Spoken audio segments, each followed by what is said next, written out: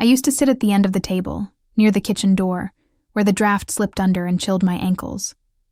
The smell of roasted turkey, wine, and expensive perfume filled the air, but none of it warmed me. They laughed loudly, not at jokes, but at me, at the creative one, who hadn't figured life out. My cousins talked about their real estate portfolios and law firm bonuses, while my updates were met with forced smiles and quick subject changes. I learned early to measure my worth not in money, but in how quickly they ignored my voice.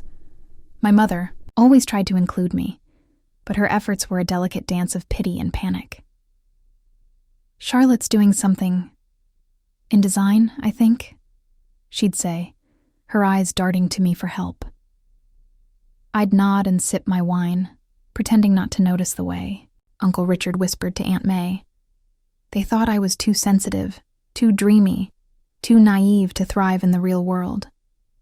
But they had never seen the hunger I kept behind my smile. They didn't know that every humiliation carved a sharper edge inside me. I built my portfolio in silence, burning midnight oil while they posted vacation selfies.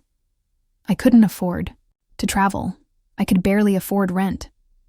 But I had vision, and I had rage, and together they created something dangerous.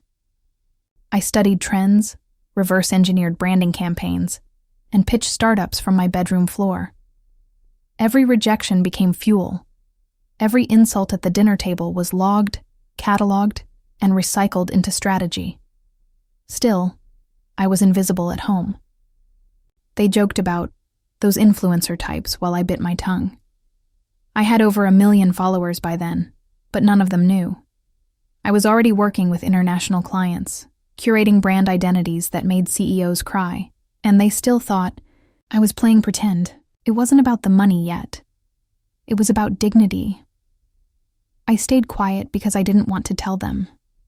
I wanted them to see it one day. And that day was closer than they realized. What no one noticed was the storm brewing beneath my quiet nods. I wasn't angry. I was patient. Let them laugh. Let them underestimate me. They didn't know I was signing deals under NDA with companies they idolized. I wasn't just getting by, I was growing. But I smiled and passed the gravy. Let their arrogance blind them. They were dining in the presence of someone who would soon eclipse them all. And they didn't even know it. 2 years ago, I got my first major breakthrough. A fashion tech startup offered me full creative control. It wasn't glamorous, but it was mine. I built their brand from scratch. Logo, story, voice, experience.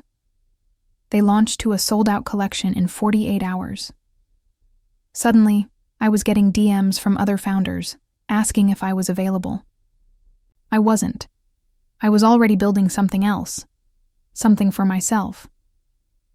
I launched my agency 6 months later. No office, no team. Just me, my laptop, and a list of unreturned family calls.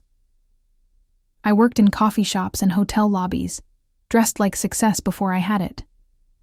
The first time I made 6 figures in a month, I stared at the transfer confirmation screen and cried in the bathroom. Not because of the money, but because I remembered sitting in that cold chair at dinner, being ignored like I was wallpaper. They still didn't know. I had moved out of my studio apartment into a penthouse with floor-to-ceiling windows and a private elevator. I wore sunglasses to the grocery store, not to be recognized, but because I couldn't believe this was real. The imposter syndrome clawed at me, whispering my family had been right. But every client testimonial, every award, every published piece proved otherwise. I wasn't the failure. They were just blind. Then came the Forbes inquiry. I thought it was a prank. I almost didn't respond. But when the journalist mentioned 3 of my projects by name, I realized the world had been watching. I said yes. I answered questions with confidence. I sent over my headshots, my stats, my story. And when the cover mock-up landed in my inbox, I stared at it for 2 hours. Charlotte Lane, visionary brand architect. Forbes 30 under 30. The magazine hit newsstands the day before Thanksgiving. I bought 50 copies. Not to gloat, but because I needed to believe it was real. I didn't send a single one to my family. I packed one in my purse, folded, just in case. I didn't know if they'd seen it yet, but I was ready. This year, I wasn't sitting by the kitchen door. I had a new seat at the table, and I wasn't asking for it. I was claiming it. Thanksgiving came with the usual chaos. Too many coats, on one hanger, laughter echoing off glassware, and that same roast scent trying to cover years of condescension. I wore a tailored white suit with heels that made me a few inches taller.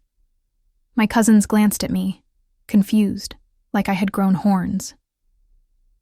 "You look different," one of them muttered, unsure if it was a compliment. I smiled. I was different. I had built myself in the dark, and now I was luminous. The conversation moved quickly to mortgages, babies, and corporate drama. No one asked me anything, not until Uncle Richard saw my watch. "That looks expensive," he said, with the same smirk he gave me when I failed algebra. I nodded and took a bite of stuffing. I had no interest in proving anything, but the silence that followed was almost desperate. They were trying to place me again. I no longer fit the role they had written for me, and that made them nervous. It was my cousin Olivia who finally broke. She pulled out her phone and said, "Guys, is this you?" She turned the screen around. There it was, the Forbes cover, my face, my story.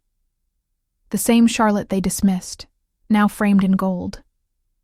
A hush fell over the room like snowfall. Forks paused midair. Glasses stopped clinking. My mother gasped. She hadn't seen it either. And then, chaos erupted. Not with anger, but confusion disguised as admiration. "You're in Forbes? Why didn't you tell us?" someone asked. I shrugged. "I figured you wouldn't be interested." My voice was calm, but inside I was on fire. For years I begged them to see me. Now they couldn't look away. Uncle Richard's jaw clenched. Olivia laughed too loudly. Aunt May said I always had potential, like that word had ever saved me. But I didn't need their approval anymore. I had built a world that no longer revolved around their judgment. As dessert was served, I excused myself and stepped onto the balcony. The night air hit my face like truth. I wasn't angry. I wasn't smug. I was free. I had survived their ridicule, outgrown their expectations, and returned not to seek validation, but to witness their silence. The girl they once pitied was now the woman on every investor's radar, and they would never again confuse quiet with weakness. Later that night, my mother came to find me, her hands wringing a napkin. "Why didn't you tell me?" she asked, voice trembling between pride and guilt. I looked at her, not with resentment, but with clarity. "Because for a long time, I thought I had to earn your belief first." She looked away. Her eyes watered. She whispered something about regret, and I forgave her in silence. Because I knew she never meant to doubt me. She just didn't know how to see me. The truth is, I never needed them to cheer for me. I needed them to stop laughing. I spent years internalizing their mockery, turning it into quiet fuel. But success isn't about revenge. It's about finally hearing your own voice above the noise. That night, I realized I wasn't there to prove a point. I was there to bury one. The point that I wasn't good enough. That I was the family's shameful secret. That was over now. I had rewritten the ending. The next morning, I woke up to missed calls and follow requests. Distant cousins were tagging me in posts. Someone from my hometown sent me a message saying I'd inspired them to start over. I cried, this time not from pain, but release. For the first time, my story wasn't filtered through shame or defense. It was just mine. I no longer flinched when someone asked what I did. I no longer rehearsed answers to sound impressive. I was impressive. I returned to my city, my agency, my team of 12 brilliant creatives, all women. We had a mural in our office that read, "Let them laugh, then make them listen." It wasn't bitterness, it was truth. I built this not to spite them, but because they didn't build it for me. And if I could rise from that dinner table, anyone could. That's what kept me going. Not the applause, but the quiet determination to become the thing they said I never would. Sometimes I still sit at the end of tables, out of habit, out of memory. But now people turn to me first. Now I'm invited to speak, not just to eat. My story echoes in boardrooms, classrooms, and phone screens around the world, and every time someone says, "I saw your cover," I smile. Because I know what that cover cost me, and I know exactly who laughed before they saw it.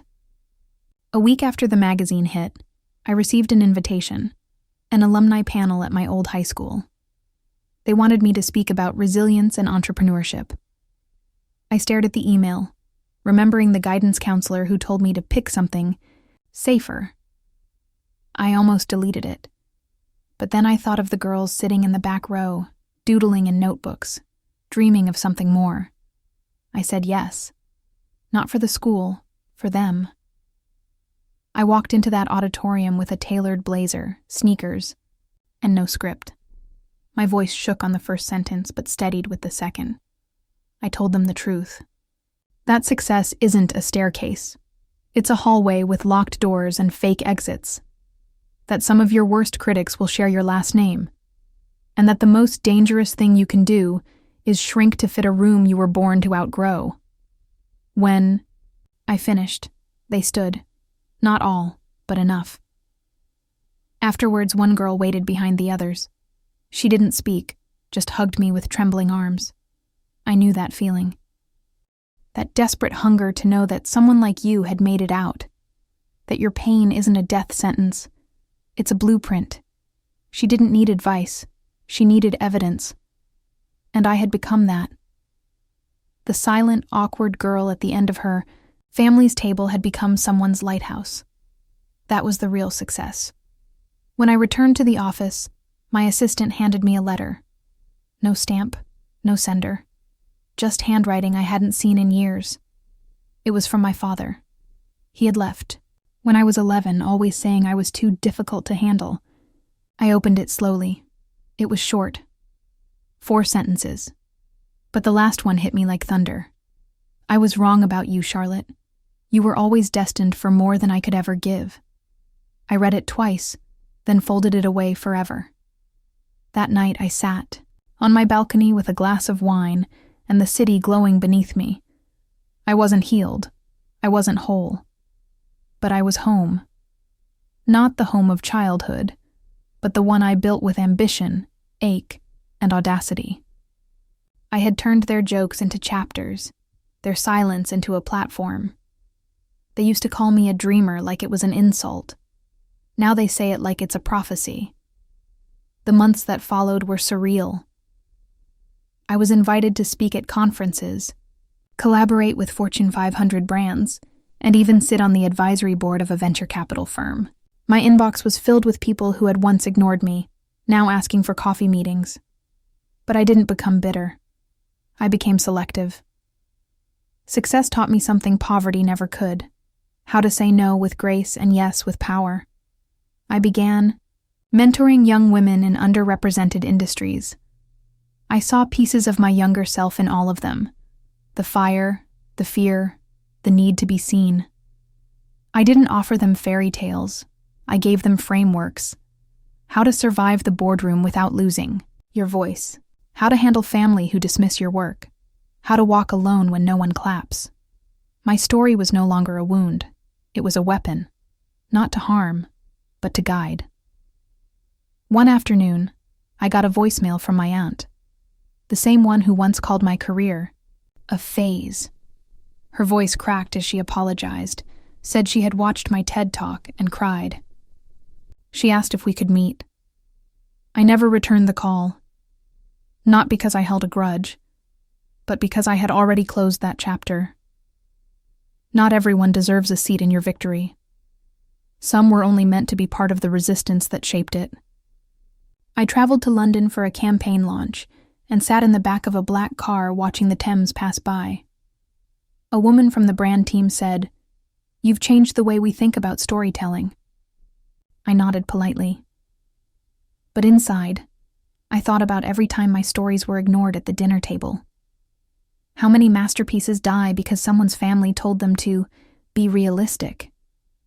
I vowed that mine never would. Now, when I speak, I don't wear armor. I wear memory. I remember every laugh, every dismissal, every moment they thought I was less. Because that girl, the one they tried to erase, is the reason I shine. And I will never let her be forgotten. I didn't build a business. I built a revolution in silence. And it started with being their joke, until I became their headline. There's a strange kind of peace that comes when you no longer need to be understood. I stopped trying to explain branding to people who thought I made pretty pictures. I stopped over-explaining how digital influence could generate 7 figures. I realized that people will only understand from the level of awareness they're ready for. And most of my family was still stuck in the chapter where I was unemployed and stubborn. But life outside that chapter was magnificent. I met women from all corners of the world, architects, developers, visionaries, each rewriting their own narrative. We gathered not around tables of judgment, but in rooms of innovation. We shared war stories, laughed at our scars, and toasted to the versions of ourselves we had to kill to become who we were.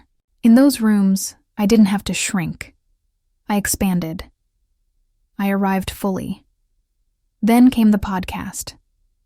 I launched unmuted without telling anyone. No marketing team, no launch party, just my voice, one story at a time. I spoke of rejection, of pain, of being invisible in rooms where I should have been crowned. And it exploded. Millions listened. Not because I was loud, but because I was honest. People don't crave perfection. They crave truth. And I had spent years collecting it in silence. I got letters from women who said they quit jobs, left toxic homes, started businesses because of a single episode. I cried reading them, because I had once searched for that same validation and found only silence. Now I was giving it to others. That, to me, was more powerful than any magazine cover. Fame fades, but freedom is contagious. And I was infecting the world, one voice at a time. My mother subscribed quietly. I saw her name appear in the analytics. She never said a word about it. But once, during a family dinner, I caught her smiling when someone mentioned the show. Not the forced, proud mother smile, a knowing one. As if she had finally met me, not the daughter she imagined, but the woman I had fought to become. That was the first time I felt truly seen. And she didn't have to say a thing. One day, I visited the house where those dinners happened. It had been sold, remodeled, the old dining room torn down. But the memory still hovered. I stood on the sidewalk, staring at the window where I once watched snow while pretending to laugh at their jokes. The air smelled the same, wood smoke and something bittersweet. I wasn't sad, I was grateful. That place taught me everything I needed to leave it behind. Back at the office, we were preparing for a new campaign, our biggest yet. A global brand wanted us to reimagine their entire identity. I stood at the head of a table now, not the end. My team looked to me for guidance, inspiration, leadership, and I gave it, not from ego, but from empathy. I had led myself through the dark. Now I knew how to lead others. Not everyone gets that chance. I wasn't going to waste it. A young intern once asked me what kept me going when everyone doubted me. I said, "They taught me what I never wanted to become." That's the irony. Their mockery built the exact discipline I needed. Every eye roll, every passive insult, it all became data, emotional research. And I used it to construct something unshakable, Some people grow up on love. Others grow up on resistance. Both can build empires. Then came the letter from Forbes again. This time, not just a feature, a full guest column. They wanted me to write about brand resilience and personal transformation. I smiled as I typed the draft, knowing the same family who once scoffed at my career would read every word, pretending they knew me all along. But I didn't write it for them. I wrote it for the ones still sitting at their own dinner tables, too afraid to speak. And in the final paragraph, I wrote, "Your silence will be misread as weakness until your voice builds a future they can't ignore." That sentence stayed with me. I had lived it.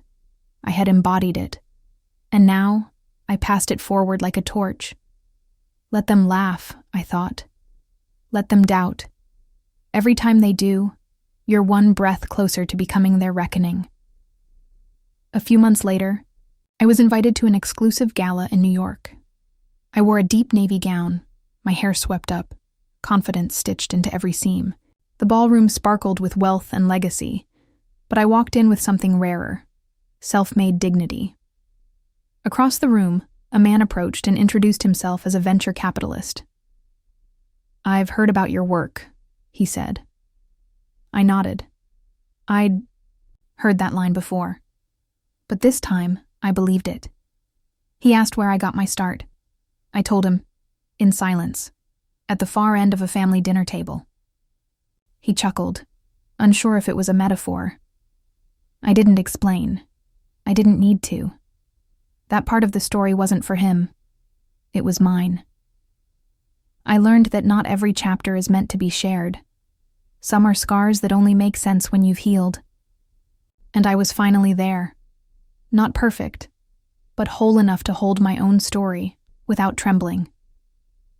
Back home, I framed the first Forbes cover. Not out of vanity, but remembrance. I hung it in my hallway, next to an old photo of me at 15, skinny, nervous with eyes full of questions. Every morning, I passed them both. One reminded me where I came from, the other, what I had survived. They were not opposites. They were companions in my becoming. The joke and the triumph, side by side. One evening, my cousin Olivia messaged me. "You proved us wrong," she wrote, "and I'm glad you did." I stared at the screen for a long time. No apology. Just a confession. And somehow, that was enough. I replied with a heart. I didn't need validation anymore. I had grown past the hunger for approval. But it still felt like closure, like placing a period on a sentence that had dragged for years. I went to bed that night not as the girl they doubted, or the woman they praised, just as Charlotte, the one who refused to surrender her story to anyone else's narration.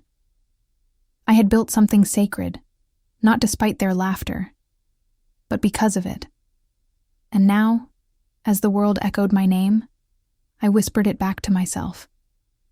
Not with pride, but with peace. Today, my story is no longer about revenge. It's about reclamation. I reclaimed my voice, my path, my worth. I don't walk into rooms hoping to be seen. I walk in, knowing I belong. And that shift, it changes everything. I'm no longer chasing a seat at someone else's table. I've built my own, and it's filled with those who see me, not as a joke, but as a force. I still get nervous sometimes, before big launches, keynote talks, or investor meetings. But it's a good kind of fear. The kind that reminds me I'm alive, that I care, that I'm still growing. Because success isn't a destination. It's a series of choices made in the dark, long before anyone claps.